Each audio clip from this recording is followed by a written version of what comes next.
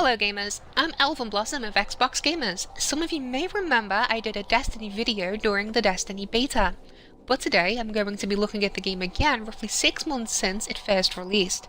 If you like my videos and you'd like to see more, you can follow me on Xbox, or join Xbox Gamers at facebook.com/groups/XBGUK.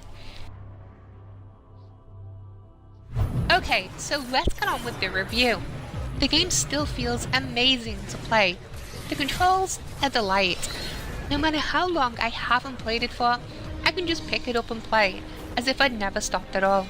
It's addictive, and it is a blast to hop on with 5 of your best friends and try to beat the raids in as quick a time as possible.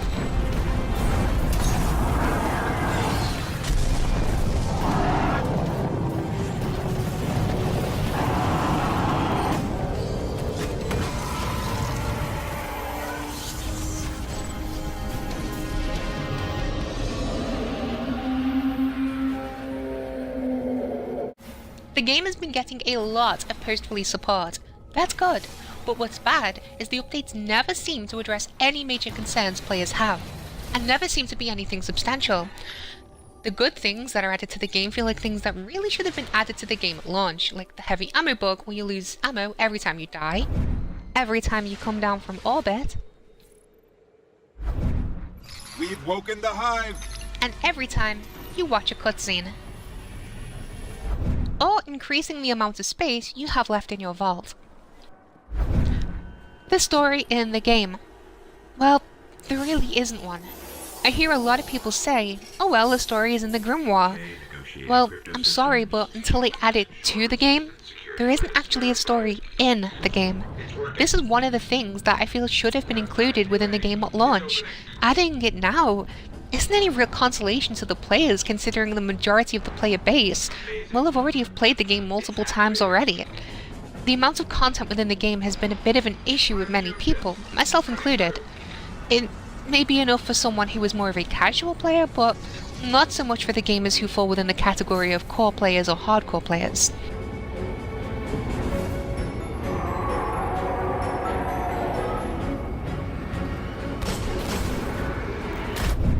The game is visually appealing. The level designers have created a bunch of beautifully designed areas, but all their hard work is brought down with the lack of content within the game itself, leading to retracing your steps repeatedly through the same areas, making it more tedious than enjoyable. The multiplayer. I honestly found more fun within the beta, back when I thought that was just the tip of the iceberg, but like the PvE, the PvP is repetitive and made me lose interest pretty fast. The game modes aren't really varied, and aren't exactly plentiful. The only time you'll catch me playing PvP is when I'm forced to do it for an exotic bounty.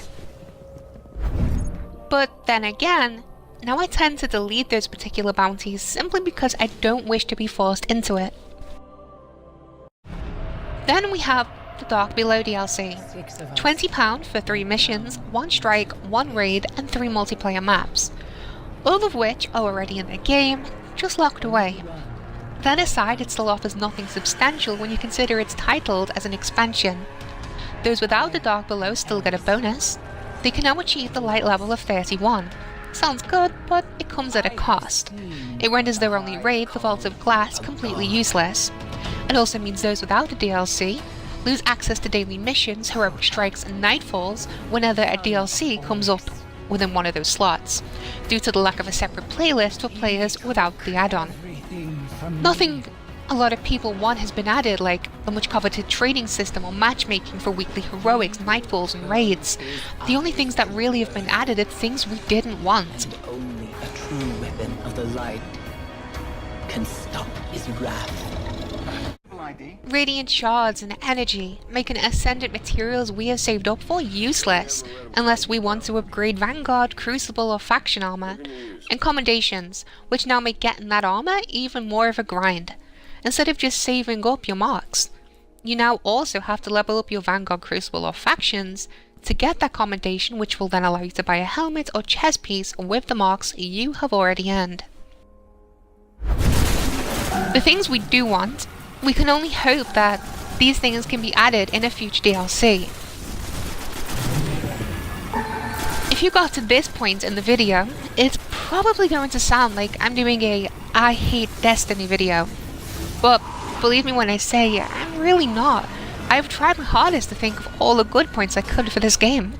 I spent a fair amount of time even asking different people I've come across while playing Destiny what their good points are for the game. None of them seem to be able to put their finger on anything in particular. A few even replied, and I quote, "I don't even know why I'm still playing it." And to be honest, neither do I. Is it because of the game being designed to be addictive? Or is it that we're holding on to the hopes of what the game could have been? Or maybe still could be. The majority agreed, the ones that I spoke to, on this final statement, agreeing that it summarizes Destiny perfectly, but in a humorous manner.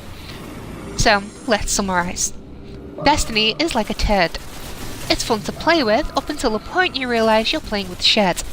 Its post-release support being equivalent to numbing cream you can rub on your anus to soothe the pain of the initial release, something you were glad to have, but shouldn't have needed in the first place. So, to finish the review off, I'd like to give this game a 5 out of 10.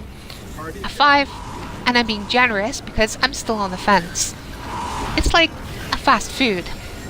It's tasty, but it fails to satisfy and leaves you wanting more. And remember guys, if you like this video, give it a like, you can follow me here on Xbox. And remember, if you wish to join a nice gaming community, you can go to facebook.com/groups/XBGUK. I'll catch you guys next time.